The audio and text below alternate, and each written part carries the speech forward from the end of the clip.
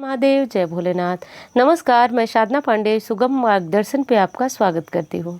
दोस्तों, हम सभी पशुपति व्रत करते हैं और करना भी चाहिए, क्योंकि पशुपति अस्त्र भगवान श्री राम ने मात्र अपने तरकस में रखा था और उसके पश्चात ही उन्होंने रावण जैसे पराक्रमी आतताई का वध किया था। तभी से पशुपति यानी कि एक अमोघ पशुपति नाम जो भोलेनाथ का है वो अमोघ है। इस नाम के उच्चारण करने मात्र से सारे पाप ताप नष्ट हो जाते हैं। पशुपति व्रत करने वाले यदि ये 12 गलतियां कर देते हैं तो उनके द्वारा किए गए व्रत का संपूर्ण फल उन्हें प्राप्त नहीं हो पाता है। देखिए, आपको भी ये बात पता होगी कि भोलेनाथ अवघड़ दानी हैं। हम यदि उनको प्रेम से एक लोटा जल चढ़ाते हैं, थोड़े से अक्षत चढ़ाते हैं, एक बेलपत्र चढ़ाते हैं, तो भी वो प्रसन्न हो जाते हैं। तो समस्या कहाँ आती है कि हमारी मनोकामना पूर्ण नहीं होती है। तो एक चीज़ बता दूं मैं, आप इस बात को गांठ बांध लीजिए। देखिए, जब आप कोई कामना परक व्रत करते हैं, कोई कामना परक पूजा करते हैं, तो उस जो कामना परक हम पूजा व्रत करते हैं उसमें नियम में बंधना ही बंधना पड़ता है। क्योंकि आपने किसी मनोकामना की पूर्ति के लिए कोई अनुष्ठान किया, तो ये पशुपति व्रत भी अनुष्ठान से कम नहीं है। ये भी अनुष्ठान है, बस छोटा सा है, मात्र 5 दिनों का अनुष्ठान है। तो इसमें जो नियम होते हैं उनका ध्यान रखिए, नहीं तो एक बार नहीं कई बार आप व्रत करते रह जाएंगे और आपको इसका संपूर्ण लाभ नहीं प्राप्त हो पाएगा। तो वीडियो में अंत तक बने रहिएगा, क्योंकि वीडियो पूरी सुने बिना यदि आप कोई प्रश्न करेंगे तो ये जो है आपको सबसे पहली चीज़ कि हो सकता है कि ये जो 12 गलतियां मैं आपको गिनवाने जा रही हूँ, बताने जा रही हूँ, हो सकता है उसमें से आप सारी न करते हो, एक करते हो, 2 करते हो। लेकिन ये शिव पुराण के अनुसार बताया गया है कि यदि इनमें से एक भी गलती व्यक्ति दोहराता है, देखिए दोहराने का मतलब हुआ कि एक बार यदि हमसे हो गई कोई समस्या नहीं, लेकिन दोहरा रहे हैं सारे व्रतों में, तो निश्चित रूप से आपको आपके व्रत का संपूर्ण लाभ तो नहीं मिल पाएगा। ये चीज़ मैं दावे के साथ बता रही हूँ, क्योंकि ये 5 व्रत होते हैं। मात्र जो है 5 व्रत में आपके काम पूर्ण होने शुरू हो जाते हैं। तो बेहद जो है इस व्रत का चमत्कार बताया गया है शिव पुराण में। सबसे पहली जो गलती है, सबसे पहली भूल है, वो क्या हो जाती है। देखिए, आपने कोई सोमवार का व्रत, ध्यान से सुनिएगा मेरी बात को, आपने कोई ये सोमवार का व्रत नहीं किया है, मात्र सोमवार के दिन आप व्रत रखते हैं, लेकिन आप व्रत किसका रखते हैं? पशुपति नाथ का रखते हैं। तो देखिए, लिखा गया है शिव पुराण में कि जब आप पशुपति नाथ का व्रत रखते हैं तो जब आप जल चढ़ाएंगे, ध्यान दीजिएगा, तो आप ओम पशुपति नाथाय नमः, ओम पशुपति नाथाय नमः, या फिर पशुपति नाथ का नाम एक बार जरूर लेंगे आप, क्योंकि आपने जो है वह किसी भी शिवलिंग पे जल चढ़ाया, लेकिन नाम आपने पशुपति नाथ से का लिया हुआ है। और शिवलिंग एक ऐसा, मतलब कि कहें कि एक ऐसी चीज़ है कि जिस पे आप भगवान विष्णु की भी पूजा कर सकते हैं, माता लक्ष्मी को प्रसन्न करने की भी पूजा कर सकते हैं और भगवान भोलेनाथ की पूजा करते हैं। तो यदि आप किसी भी साधारण शिवलिंग पे पशुपतिनाथ के नाम से जल चढ़ाएंगे तो पशुपति मंदिर में जल चढ़ाने के बराबर पुण्य होता है। तो इसलिए यदि आपने पशुपति व्रत का संकल्प लिया है तो पशुपति नाथ लेकर के जल चढ़ाए नाम, क्योंकि साधारण शिवलिंग पे भी यदि हम विश्वनाथ जी नाम लेकर के, काशी विश्वनाथ जी नाम लेकर के चढ़ाते हैं, तो हमें जो ज्योतिर्लिंग वाराणसी में है उस पर जल चढ़ाने की बराबर पुण्य की प्राप्ति होती है। तो ये चीज़ आप ध्यान रख लीजिए। और यदि आप भी शिव पुराण पढ़ते हैं तो आपको पता होगा, ज्ञात होगा, क्योंकि उस व्रत की महिमा में ये स्पष्ट रूप से लिखा है कि आप जल चढ़ाने पे ये बोलेंगे कि ओम पशुपति नाथाय नमः। तो इस चीज़ को आप नोट कर लीजिए, बहुत गूढ़ बात है, बातें छोटी है लेकिन इस चीज़ को जानना आपके लिए बेहद ज़रूरी है। दूसरी गलती, जब आप इस व्रत को धारण करते हैं तो आपको एक मंदिर में ही अनुष्ठान करना होता है, एक स्थान, एक मंदिर में ही आपको यह अनुष्ठान करना होता है। गलती से हमें कहीं जाना पड़ता है तो उस दिन ना हम पूजा करेंगे, ना ही उसे अपने व्रत में गिनेंगे। तो ये चीज़ आपको समझना होगा। अब तीसरी जो गलती है, भूल है, जो हमसे हो जाती है, यदि मंदिर दूर है तो आप जो है जल वगैरह जब ले करके जाते हैं तो कोशिश करें कि नंगे पैर जाएँ, चप्पल वगैरह न पहने। इस चीज़ का ध्यान रखें, क्योंकि जल वगैरह हम ले करके जाते हैं तो वहाँ पैर धो करके हम तो शुद्ध हो जाते हैं, लेकिन हमारे द्वारा जल लिया गया जल जो है वो दूषित हो जाता है। तो कोशिश यही करें कि जूते चप्पल उतार कर ही मंदिर जाएं, पास में यदि मंदिर है तो। और यदि बहुत दूर है तो उसकी तो बात ही अलग है, लेकिन कोशिश यही करें दोस्तों, क्योंकि सबसे बड़ी चीज़ कि आप एक बहुत बड़ा अनुष्ठान पूर्ण करने जा रहे हैं मनोकामनाओं की पूर्ति के लिए। अगली चीज़ है, हाँ एक चीज़ और बताऊंगी कि यदि मंदिर बहुत दूर है या फिर किसी तरह की शारीरिक कष्ट है, आपको चप्पल नहीं पहनने में आपको डर लगता है कि आपका पैर में कुछ चुभ जाएगा, जो भी समस्या हो, यदि इस तरह की समस्या है तो एक चीज़ और ध्यान रखिए कि भगवान भोलेनाथ जिस चीज़ में हमारी व्यवस्था है उस पर कभी भी हमें दंड या फिर हमें किसी भी प्रकार की समस्या नहीं आती है, तो आप पहन कर जाइए। लेकिन स्वस्थ है, कोई और दिक्कत नहीं है, तो आप इस नियम को भी ज़रूर पालन करें। और दूसरी चीज़, अगली चीज़ है दोस्तों कि जब आप भगवान भोलेनाथ को अक्षत समर्पित करें, आप भी अक्षत समर्पित करते ही होंगे, तो अक्षत जो समर्पित करते हैं हम ध्यान नहीं देते हैं, बस चावल के डिब्बे में से ले जाकर के अक्षत चढ़ा देते हैं। कभी भी वो अक्षत नहीं कहा जाता। अक्षत का अर्थ हुआ जो छत नहीं है, जो टूटा न हो, ऐसे चावल का हमेशा किसी भी पूजा पाठ में प्रयोग करना चाहिए। और जब शिवलिंग पे चढ़ाएं, मनोकामना पूर्ति के लिए कर रहे हैं, पशुपति व्रत में कर रहे हैं, तब तो आपको विशेष ध्यान रखना है, चावलों को बिन लें, टूटे चावल अलग कर लें और जो साबुत चावल है उन्हें ही पूजा में शिवलिंग पे प्रयोग करें। उद्यापन जो है दोस्तों, आप क्या गलती करते हैं, अगली बात मैं बता रही हूँ, अगले नियम के बारे में। उद्यापन आपको हमेशा से ही 5वें सोमवार में करना चाहिए।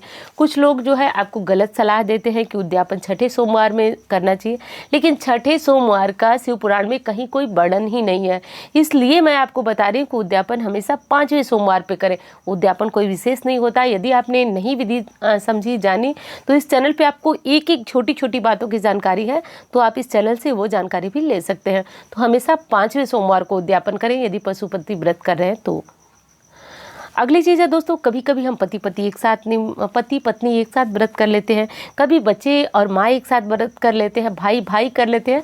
तो जब भी 2 या 3 लोग व्रत करते हैं उसमें हम एक ही थाली ले जाते हैं, सोचते हैं एक पात्र से ही हमारा पूजा हो जाएगा। लेकिन शिव पुराण में लिखा हुआ है कि जितने व्यक्ति हो उतने पात्र हमें लेना चाहिए।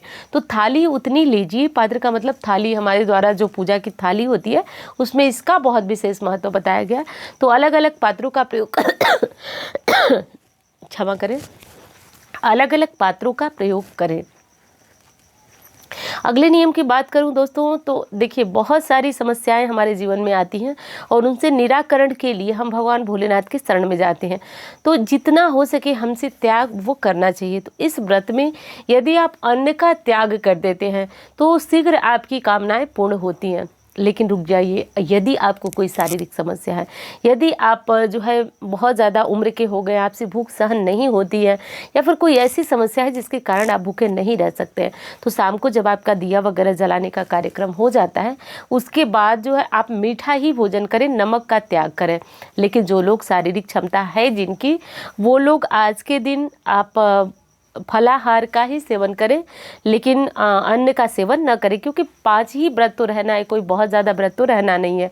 और जितना ज़्यादा हम त्याग तपस्या अपने व्रत के दौरान करते हैं उतनी ही श्रेष्ठ परिणामों की प्राप्ति होती है। दोस्तों ये मैं नहीं कह रही हूँ, हमारे शास्त्र कहते हैं।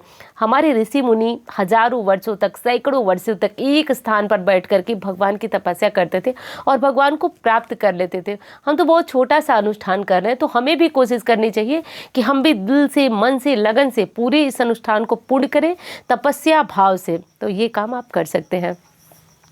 एक दिन पूर्व जो है, यदि किसी व्रत में है, किसी व्रत की मैं बात करूं, लेकिन इस व्रत में तो विशेष ध्यान रखना है, तो एक दिन पूर्व से ही आपको लहसुन, प्याज और तामसिक वस्तुओं का त्याग कर देना है। भोजन में इसे बिल्कुल भी नहीं लेना है। ब्रह्मचर्य व्रत का पालन करना है एक दिन पूर्व से ही। जैसे कि आपको सोमवार को व्रत रखना है तो आप रविवार को लहसुन प्याज युक्त भोजन नहीं करेंगे, ब्रह्मचर्य का पालन करेंगे।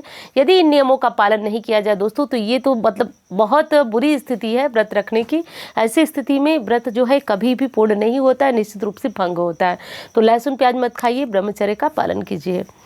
अगली चीज़ है दोस्तों कि आज के दिन जो है दांत साफ करने के लिए, सोमवार का जो दिन होता है पशुपतिनाथ का व्रत हम करते हैं, हमेशा दातून का प्रयोग करें, क्योंकि हमारे शास्त्रों में लिखा गया है कि विभिन्न वृक्षों की लकड़ियों से हमें दांतों को साफ करना चाहिए। दंत धावन हमेशा वृक्ष की लकड़ी से करना चाहिए। तो आज के दिन यदि आप ब्रश का प्रयोग करते हैं, टूथपेस्ट का प्रयोग करते हैं, तो देखिए बहुत सारे लोग कमेंट में कहते हैं कि हम तो नए ब्रश का इस्तेमाल करते हैं, लेकिन आपने टूथपेस्ट जो लिया उसमें आपको पता नहीं है नमक है, क्या है, बहुत सारी ऐसी चीज़ें होती हैं जो व्रत में इस्तेमाल नहीं करते हैं और टूथपेस्ट के रूप में आप उनका इस्तेमाल करते हैं, जो कि चीज़ें बहुत गलत हैं।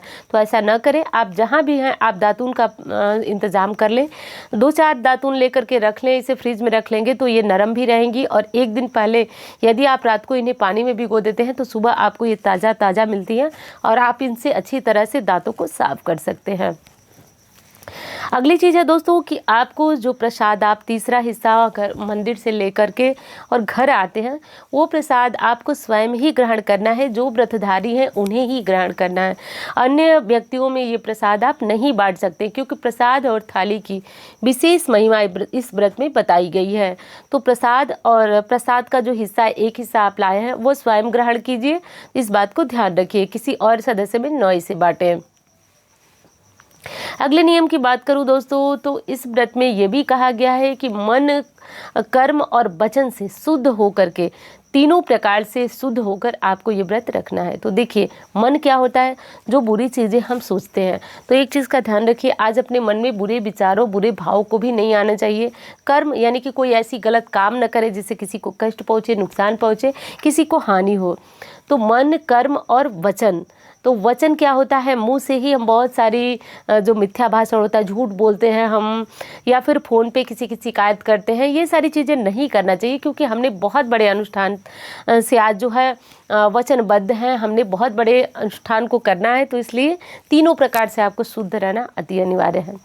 अब अगली चीज़ है दोस्तों, जो कि हर पूजा पाठ में इस चीज़ का आपको ध्यान रखना चाहिए कि चूहे के कटे हुए वस्त्र यदि पहन करके हम पूजा करते हैं, ये मेरा कहना नहीं, हमारे शास्त्रों का कथन है कि चूहे के कतरे हुए वस्त्र यदि व्यक्ति पहन करके पूजन करता है तो उसके पूजन का फल जो है वह क्षय हो जाता है, छेड़ो हो जाता है।